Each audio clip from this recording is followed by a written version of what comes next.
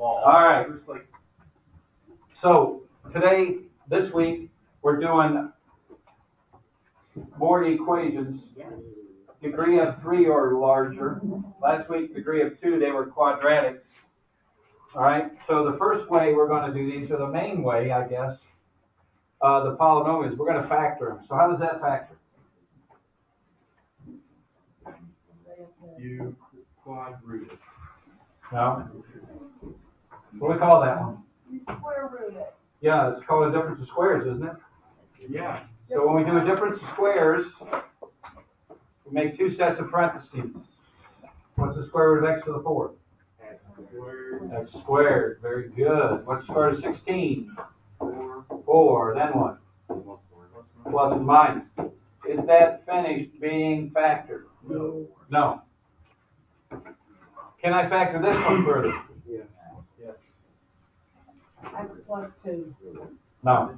I can't because of what? The plus. This one can I do? Yes. Yes, because it's mine. So this stays x squared plus 4. But this one is another difference of squares. Square root of x squared, square root of 4, and plus and minus. Okay? Look at the degree of the polynomial.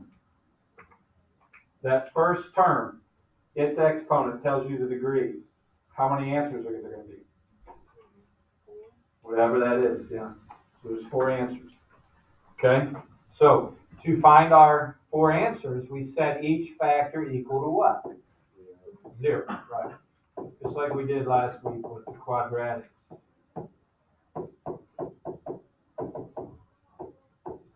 Now most of you can tell me these right to, what's this one? 2. What's this one? Negative. This one, subtract the 4, but then what do we have to do? We got square root like we did last week, right? So when I do this step, when I'm doing that square root method, what symbol do I have to remember? Well, yeah, what else? Plus or minus, yeah. Some of you, again, I warned you, don't forget a plus or minus, but some of you did on Friday. So there's my 4 answers. Positive 2i, negative 2i, negative 2, and positive 2. So we have 2 real answers and 2 non-real answers for this polynomial equation. And that's okay. All right? So factoring. You guys know how to factor. That's all we're doing on these polynomials, is factoring each one. So how do I factor this polynomial? Is there a GCF? No. No, there isn't. So it's got 4 terms. How do we graph? Factor is by grouping, right? So remember with that third term, like this one has a minus in front, put it in the group. So what do I pull out of the first group? X squared, the GCF. What's left? Good. Now since this is a minus there in front of that 2, I got to pull the minus out, remember? What else can I pull out? The 2. What's left? X minus 4, because positive 8 divided by negative 2 gives you that minus 4. Is it factoring good like we want? Yeah. So what are my 2 factors? X squared minus 2 is 1, the GCFs. And what's the other one? X minus 4. How many answers am I expecting? 3, because it has a degree of 3, right? That first term has a 3, a cube. So just set them equal to 0, and then solve them. And again, most of you can tell me that that answer is 4, right? Because all we're going to do is add 4. Here we're going to add 2, but then we have to square root, right? Can I simplify the square root of 2? No. So it's just plus or minus the square root of 2. That's okay. So there's 2 answers, positive square root of 2, negative square root of 2, and then 4. Again, factoring, nothing new. So once we get it factored, we set our factors equal to 0 and then solve for x. How do I factor that one? What'd you say, Jonah? That's so big. Yeah, I know. Somehow when I put it in there, it got real big. But that's all right. Where do we start? No. GCF, yeah? Remember? Always look for GCF. What is it? X squared, right? What's left? Is that finished or can I go further? We can go further, right? What's this one? Right, difference of squares again, right? So, set them equal to 0. So x squared equals 0, or x plus 6 equals 0, or x minus 6. What do I do with the x squared? Thanks, you guys. Square Square rooted. Yeah. So there's two answers, or actually 0 works how many times? Twice, right? Has a multiplicity of 2. So what would happen if we were looking at the graph, which we'll get into this later on here during the year, if it has a multiplicity of 2, it means it'll go down to the, either it's coming down and going to hit the 0 and then it'll bounce off, go back up, or it's coming up and it'll hit the 0 and bounce back down. It bounces off if it has an even multiplicity at 0, 0, and that's fine. What's this answer? -6. And this one, 6. So there is 4 answers, but we only see 3 numbers because this 0 works actually twice. And that'll happen. A lot of times 0 works more than once. It has some even or odd multiplicity. And that's just helps you figure out what the graph looks like when you talk about multiplicity. All right, so took out a GCF and then we had a difference of squares. Now this last type that I want to give you for the polynomial ones, we're going to do some fraction ones today too. We haven't done one of these for a while. What do we call that one? Difference of cubes, yeah. So when we factor those, we have a binomial part, 2 terms, and a trinomial part, 3 terms. All right, how do I get the binomial part? Do I remember? Is it the difference of cubes? We cube root it, right? What's the cube root of x cubed? We take whatever signs in between them here. What's the cube root of 27? 3. 3 times 3 times 3 is 27. Does anybody remember what goes in the trinomial part? X squared, right? You square that first term of the binomial plus its opposite of that, right? Remember what the middle one is? Multiply those. 3x. The third term is always addition. And do what with the 3? Squared. Good. So review that again. We take the cube root of both to get the binomial part. Keep the sign, whatever's between them. And then to get your trinomial, you take that first term of the binomial and square it. So that's how we got x squared. To get the middle term, you multiply them together. That's 3x, but you take the opposite sign of what you originally had. That's why it's plus in this problem. And then the third term is always addition, and you take the second term and square it 3 times 2. So now I set them equal to 0. This won't factor any further.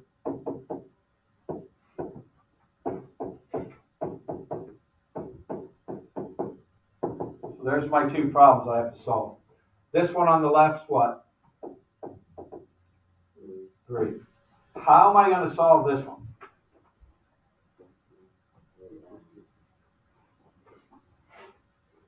Jonah, what were you saying? I don't know. What do you think?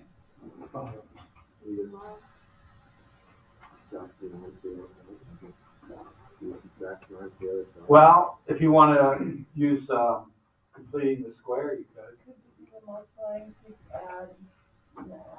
Well, it won't factor like that, yeah. There's no factors of 3 that add up to 3. I'm sorry. No factors of 9 that add up to 3. It's not factorable from there.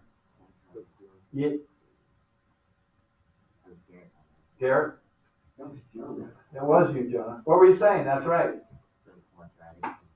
The quadratic formula. Yeah, use the quadratic formula. Okay. So, negative b plus or minus the square root of b squared minus 4 times a times c all over 2 times a. Yeah, you're going to have to use a quadratic formula to finish this one when you have a difference or sum of cubes. And you guys know how to do that. You were doing it last quiz on Friday. You guys did pretty good. Could have been a little better, but not bad. So I got negative 3, 2, plus or minus, and my square root. What's 3 squared? 9. Negative 4 times 1 is negative 4 times 9 is negative 36. So it's the square root of negative 27, right? Well, what times what is 27? 9 times 3. 9's nice. Why? Perfect square. Perfect square. So what can I pull out? 3 and I. So I should have left myself some room here, right? So square root of 9 gives me the 3. The negative gives me an I. And what's left? The 3. So that's simplified. And there's 2 answers there. Remember the plus answer and the minus answer. So there's 3 total. That's what we thought in the beginning, right? Started out with an x cubed.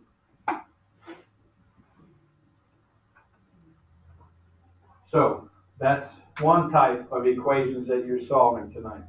The polynomial ones. You're going to factor. Once it's factored, set your factors equal to 0 and solve your little equations. You may run into a quadratic that you have to solve. Just use the quadratic formula. Okay? Questions? All right, the other type are rational equations. All right, the ones with fractions. Okay? We don't like fractions, right? So the first step we want to do is get rid of the fractions. Okay, Yoder? So, use the common denominator to get rid of your fractions. So looking at the 3 denominators, what's the common denominator?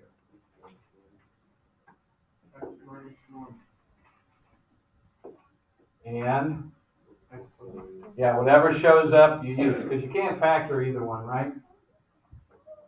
If you can factor denominators, do that. If you can't, just write the ones that show up. Once it's factored, you write whatever shows up down. So we're going to multiply this whole equation to get rid of our fractions by the common denominator, which is the 2 denominators we see. Okay? When I multiply these 2 factors by this, just this first fraction, what happens to the x minus 1s? They cancel. So all I have is 4 times x plus 7 then. Fraction part's gone. When I multiply those 2 terms, those 2 binomials, times this fraction, what gets canceled? X plus 7. So the 7 is only multiplied by the x minus 1.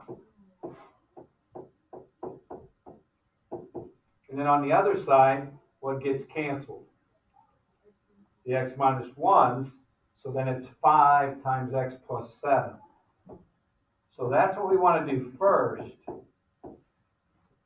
That gets rid of those denominators, and I don't have any fractions anymore. It looks like the red one now instead of all those fractions. Okay, so that's the first step you want to do on these. Use your common denominator to eliminate the denominators. Okay, does that make sense? And basically, what's happening, if you can look, the 7 is going toward times the other denominator, the 4 is going times the other denominator. The 5 is going times the other denominator. That's what happens because what gets canceled out. Then I just distribute and combine like terms and solve for x. So 4 times x and 4 times 7, 7 times x and 7 times negative 1, 5 times x and 5 times 7. Simplify, so I get 11x plus 21. So what do I do now? I got this so far.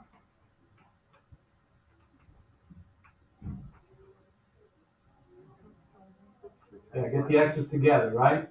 So let's subtract 5x over. Again, this is just algebra 1 stuff now. I'm also going to get the 21 to the other side. So how do I move it to the other side? Subtract it also, right? So I'm doing like 2 steps at once. The 21s are eliminated, the 5x's are eliminated. 11x minus 5x leaves me a 6x. And 35 minus 21 is 14.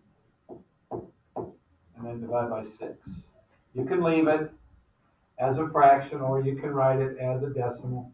Either way. I'm just going to write it as a fraction. What's 2 into 14? And what's 2 into 6? 3. But the decimal will be okay. Which would be what? 2 and 1/3. So 2.3 repeating. Now, on the fraction ones, like this, you need to look at your answer and put it in for x in the denominator to make sure you don't get what number. What number you're not allowed to get in the denominator? 0, right? So if one of my answers was 1 or -7, I couldn't use that as an answer because it would give me a 0 in one of my denominators, okay? If that happens, it might be a no solution. Thank you.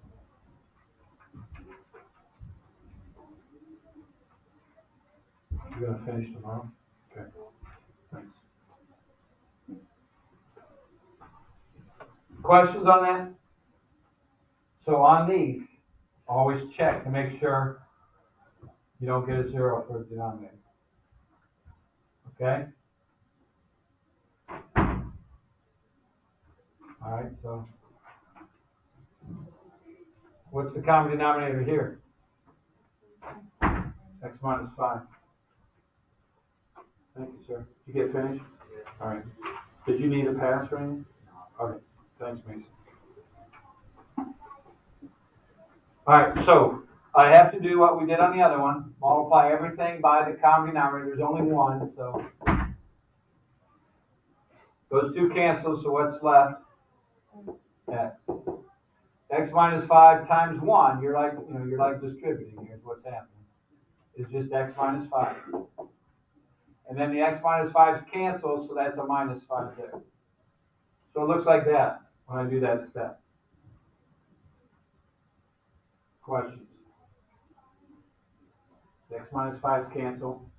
So whatever those numerators are is what I get. And then x minus 5 times 1 was the x minus 5. All right, so get these x's together. Let's take the one on the right over to the left. How do I move it? Subtract, thank you. Well, what is x minus x? 0. And what's negative 5 minus 5? Is that a true or a false statement? False. If it's a false statement, this happens, which will happen once in a while. Is that no solution or infinite solution? No solution, right. because it's a false statement. What if it said 0 equals 0 or negative 10 equals negative 10? Then it's called an identity, right? You guys remember that? Then it's an infinite number of solutions. Okay? So sometimes when we solve these, any equation, if I get all the variables to cancel out, true statement, infinite number of solutions, false statement, no solution. Okay? What do we call an equation that has two fractions equal to each other, like this? Starts with a P.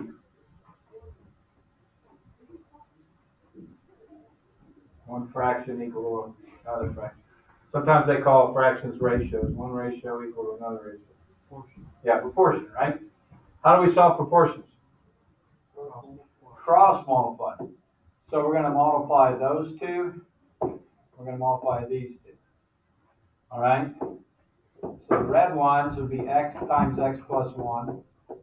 And the blue ones would be x minus 5 times x plus 7. Red one, I just do what?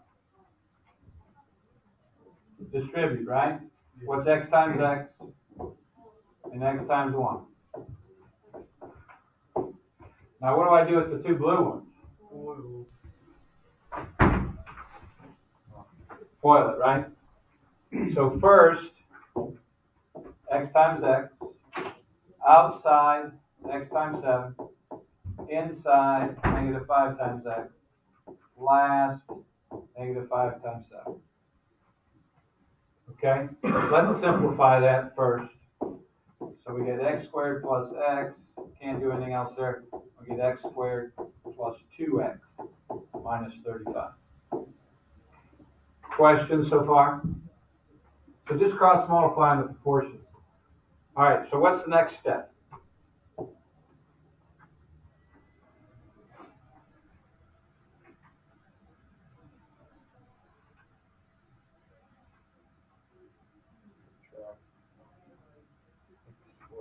Yeah, get the x squareds together. What happens? This is nice. Yeah, they're gone either side, right? So now I have x equals 2x minus 35. Subtract the 2x, right? 2x, Yeah, get the x's together on the left side is going to make it a little easy. That's a negative x, right? Yeah. Is that what I want?